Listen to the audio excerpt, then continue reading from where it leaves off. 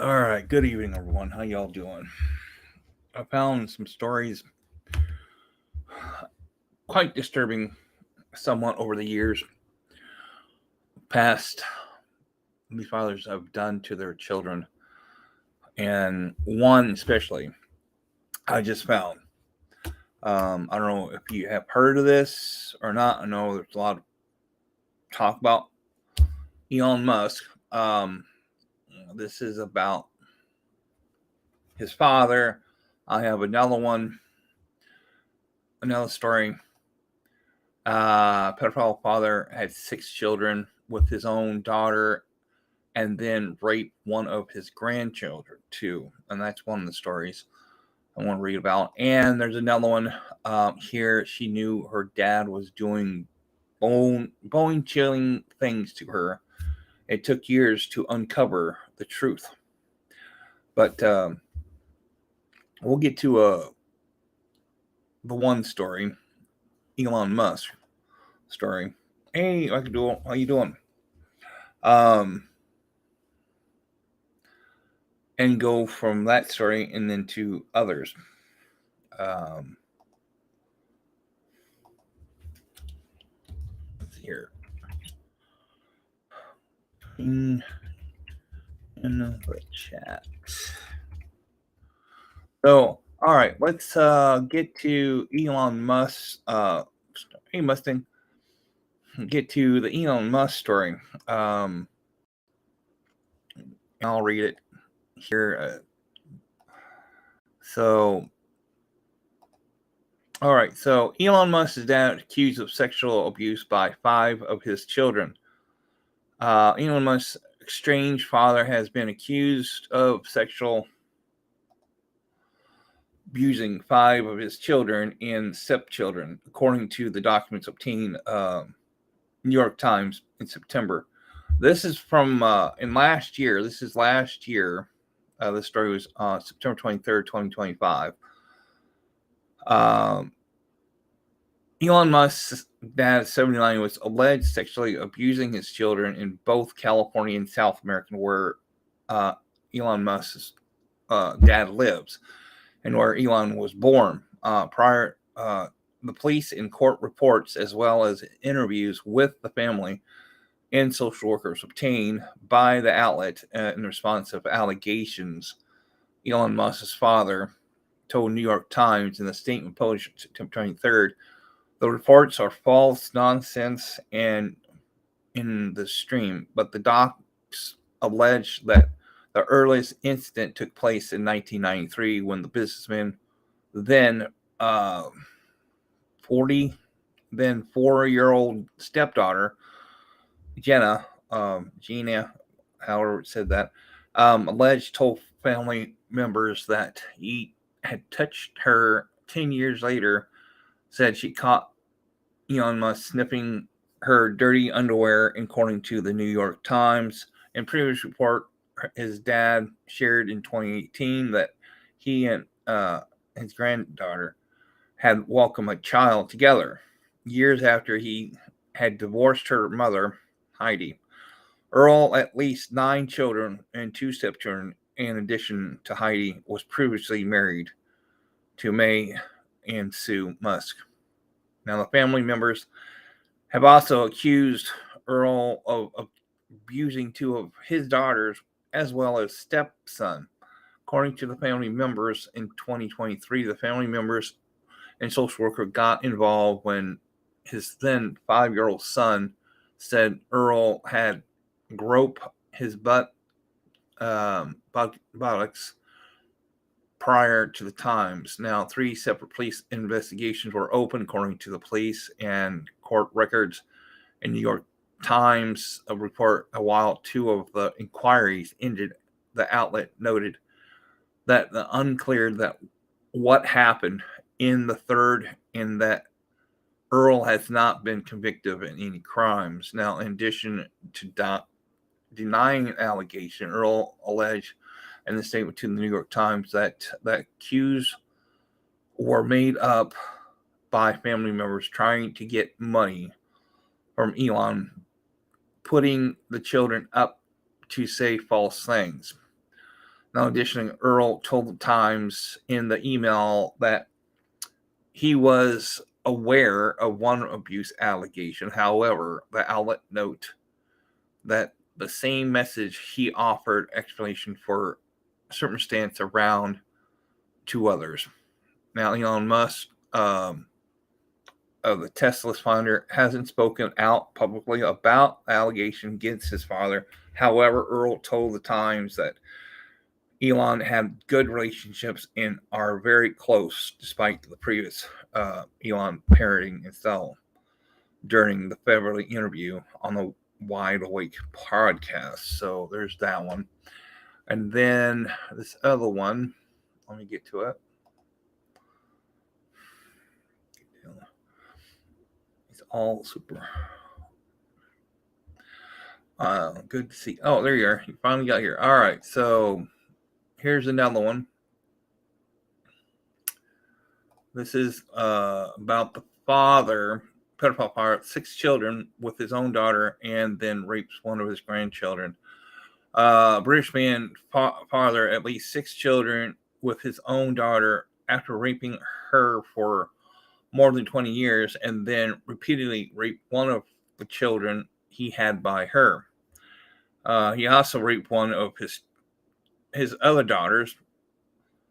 The Walsh dad, who can be named, he was been found guilty of 36 counts of rape and 1 count of sexual abuse at Swansea Crown Court, and jury took just under 4 hours to reach their verdict. The sickening act of abuse were carried out by a person that was supposed to protect and care for their victims, but instead systematically controlled their lives, grooming them for sexual gratification.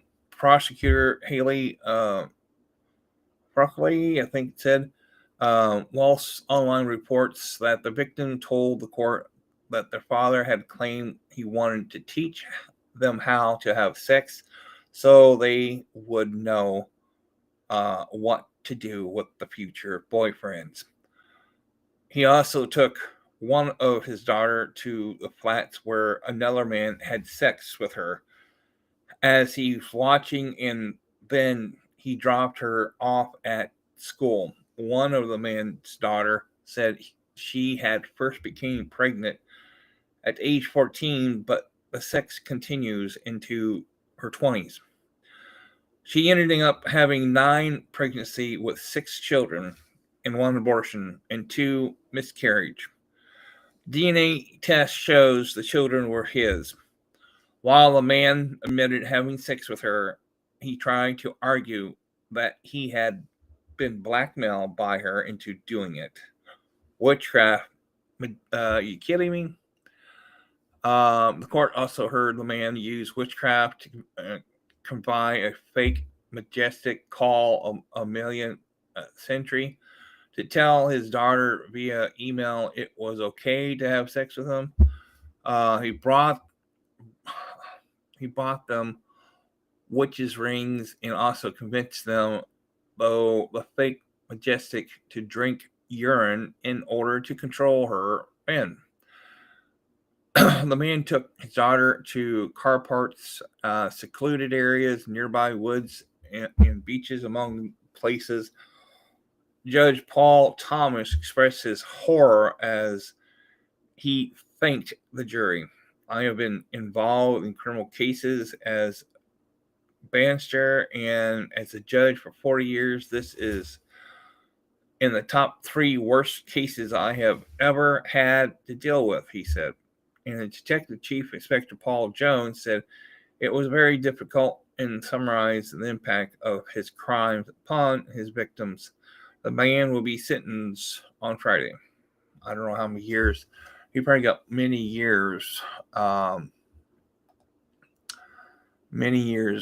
in prison and stuff. Here's another one, kind of basically like this, the last one I just read, but here's another one I just found.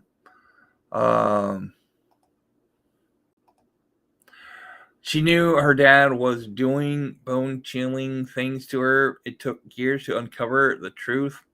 As bad as you might imagine it was, I thought it was, say, sex trafficking advocate or scholar Kate Price, author of Soaring New Memoirs. So Kate Price suspected for much of her life that her father violated her as a girl when she was growing up in Pennsylvania. But only as an adult, after therapy, after working with a Boston Globe reporter, did she uncover extent of what she endured. Now, as a sex trafficking expert and author of This Happening to Me, she wants to effort change. Now, when Kate was 6 years old, in the summer of 1976, her father, Kenneth, used a pocket knife to carve an X into her soft underside of her left forearm, splitting out a warning as he did so. You are mine. She remembers him telling her, "You will always be mine." Not long after, according to Price, she had a friend sneak into his pickup truck, pledge by terrifying, tormented feelings as much nightmare as memories. She was on a quest for answers. She suspects her father was doing things to her, violating things. She just couldn't remember what they were. She would be terrified, blacking out. I can understand. Be able to see blacking out stuff that she wouldn't want to remember. Those was one detail that stuck with her through something she heard her dad say on the radio. Chicken plucker, a nickname for another man whom Price recalled Kenneth talking to all the time. So she picked up the radio microphone and took a breath. Breaker, breaker 19, she said, trying to sound like her. I'm looking for chicken. She waited, heart pounding beside her friend. Then a voice crackled through. This is Chicken. He sounded even older than Kenneth. Price and her friend gasped. Just saying his name, hearing him answer, changed me. She tells people now it proves I wasn't imagining it. Whatever was happening to me was real. That was the day the search of her truth began. Almost 5 decades later, that search is finished. Price this week published a soaring new memoir, This Happened to Me, that traced the years she spent trying to uncover what her father had really done to her as a young girl and life she built as an adult. This thing is my case, is textbook. There's nothing unique about that happened to me, truly. Price says, just like Jeffrey Epstein's case, it fits the classic definition of child sex trafficking. Looking for answers. Price grew up in the 70s and 80s, a working class river town of Bloomsburg, Pennsylvania. She was never far from violence. At 8, she watched her father as an electrician and the area children's hospital rip a bedroom door off its hinges and grab her older sister Carrie by the throat. Price was stopped from fleeing by her mother Carolyn, who pulled her back and whispered, "What will the neighbors think?" Now Carolyn, who worked at the same hospital as Kenneth, operating key punch machines, died in November 1993.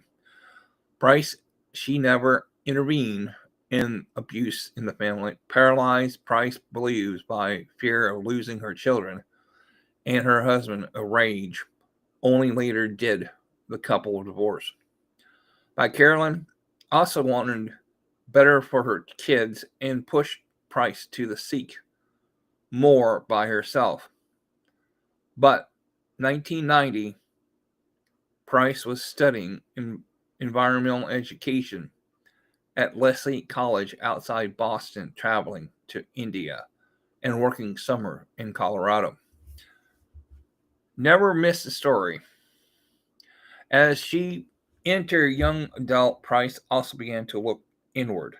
At 17, a high school counselor had urged her to seek therapy after she broke down over her traumatic childhood. I really don't know what was wrong with me, Price recalled. She could barely stop crying and sometimes struggling to breathe. Determined to get help, she paid for the therapy session with money from part time jobs as a lifeguard and bridal shop. Her mom never knew, still, her past eluded her beyond the feeling that something really, truly bad happened to her. According to the Price, the memoirs began when she was 6. Some years, her father cut the X into her arm. She describes them as dark, horrific flashes she couldn't explain, but couldn't forget. She tried to keep them at a distance. Then one snowy night in 1998, Price found herself alone in her apartment, Cambridge, Massachusetts, crying until her eyes swelled shut. She suddenly recently seen the movie Bastard out of Carolina about a young who endured intense physical and sexual abuse from her stepfather. Watching its tragedy, a memory of being in her own father's pickup on a fishing trip, and the harm she started to realize she had buried for decades. More scenes played out in her mind: a flannel shirt, whiskey, a sting of syringe in her arm, and her dad's hands, as well as the face of dozens of men. With my eyes open, I saw hundreds truck drivers men who had raped me. She said now, panicked and set. Price called her therapist, who told her go to the infirmary now. She held a cabbie and told him on their drive, steady eyes, if you haven't been there, I would have killed myself. A nurse greeted her with a warm milk and clean sheet. If I was the most taken care of she would ever felt. The next day, she met the trauma psychiatrist, Dr. Uh, Brassel Van Klook. I'll call Dr. Brassel, known for research into post-traumatic stress disorder and emergency therapy called EMDR. He helped guide Price back through her own memories with more clarity. The session would be later be included. Dr. Russell best-selling "The Body Keeps the Score" without Price's name. Therapy helped, but much remains unclear. As an adult, Price made sex trafficking her professional expertise. She also began speaking about her experience with her father, which caught the attention of the local reporter. For over the decades, Price investigated her past with the help of the Boston Globe, who eventually profiled her and her journey. In 2022, her interview with Ninos, a family friend, collaborate in account of the abuse, saying Price's mother had told her about it for years. Price hadn't imagined it. The scar, physical and otherwise, was real. My dad used to tell me, "You made me do bad things," she says. Looking back, Price said her brief last 6 years, from when she was 6 to 12, it started in an old garage. It smelled like partial brand of beer, still triggering flashbacks. She believes she was drug which, coupled with her trauma, had long made her collection slippery. Most, but she remembers being lifted from bed into the middle of the night, carried outside, lowered into a pit, wrapped in canvas blanket, soaked in motor oil and booze. Price also said Kenneth trafficked hurt as many as 100 truckers at rest stops along I-80 in Pennsylvania to gain access to other children, make money. Now, Price says it didn't stop there. Her maternal grandfather, also named Kenneth, and also now dead, assaulted her at the age 6 in his basement while she was wearing her Easter dress. As bad as you might imagine it was, I went through it, she said. I experienced rape, repeat child rape. I had no frame of reference how horrific it really was, but it was bone-chilling devastation and deeply traumatized. It finally fell well. Well, Price's father was never charged. Federal officials investigate at one point, but he denied anything wrongdoing. He and Price's mom have both died. No one would believe me. He was charming, but I believe he and a psychopath narcissist. Price says people thought he was a great guy. If my family believed me, they have to recalculate they were duped for decades. Now, the Globe article Price memoirs provide the fullest public account yet what happened to her.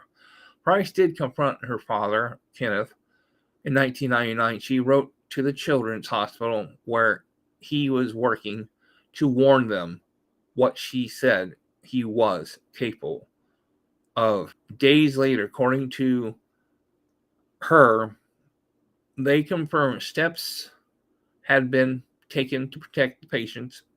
The violation gave her the courage to do what therapy couldn't submit, call him. She practiced in EMDR, but her blood still ran cold and her hands still shook. As the phone rang, what her trauma psychiatrist called the body ways of telling the truth. So her dad, you apologized that time a couple of years ago of being a bad father. She told Kenneth, adding, what about admitting and apologizing for hitting me, sexual abuse? Me, Dad, you raped me a lot. No, he has insist, screaming his dismissal. Dad, this happened. Price told him, you know this happened. Kenneth told her to never call again. That was the last time they spoke. Some 26 years later, on April 20th, Easter Sunday, Price had recently finished her book and was getting ready for Lucy Darcy showing in Boston when her husband, the Globe sports writer Chris, handed her his phone. No words, just a website. Her father's obituary. Price called her sister Carrie. They waited for grief. It never came. Kenneth, the man who terrorized them, was dead. They wasn't named in the obituary. Well, felt nothing, Price said, but I was grateful. One, because I've never have to worry about feeling or being haunted by him again. Two, I finished the book while I was alive. The matter because it's the truth. I don't hate my father. As a survivor and social fighting to end family control, commercial sexual exploitation, worldwide, Price 55 knows how integrated trauma fed her abuse. As a mother herself, she and Chris share a son. Arch remains that her parents never broke the cycle. I don't hate my father, she says, in a way she indifference. He's been gone for my life for so long. He barely registered, Price said. So many parents hurt their children, and we have a difficult time recounting that, but it's the truth.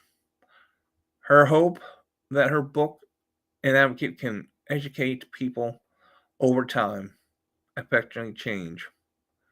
And she is a social research scientist at the uh, Wellesley Center for Women, a senior research scholar with the Globe Association, human trafficking scholar, and advocate in the National Center of Missing and Excluded Children in the global platform, the Children Exploitation Policy. She is also leading the first national study for primarily familiar child sex trafficking and the commercial sexual exploitation of children.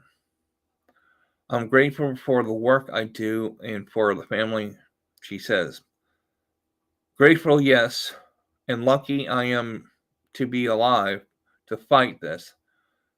The predators, mostly traffickers, keep thriving while victims get blamed, forgotten, sometimes lost to suicide.